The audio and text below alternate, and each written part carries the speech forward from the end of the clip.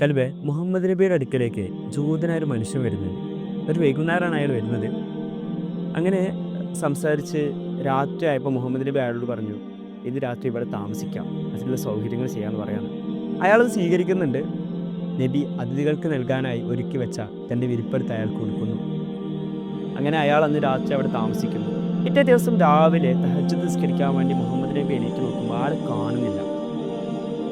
പക്ഷേ ആൾ കിടന്നിരുന്ന സ്ഥലത്ത് നിന്ന് ദുർഗന്ധം വമിക്കുന്നുണ്ട്. നബി അവിടെ ചെന്ന് നോക്കുമ്പോൾ വിസർജ്യം നിറഞ്ഞു കിടക്കുന്ന ആ വിരിപ്പാണ് കാണുന്നത്. യാതൊരു ഭാവവ്യത്യാസങ്ങളില്ലാതെ മുഹമ്മദ് നബി അതെടുത്ത് വൃത്തിയാക്കുന്നു. ഇതെല്ലാം വീക്ഷിച്ചുകൊണ്ട് ആ ജൂതൻ കുറച്ചപ്പുറത്ത് മാറി നിൽക്കുന്നുണ്ട്.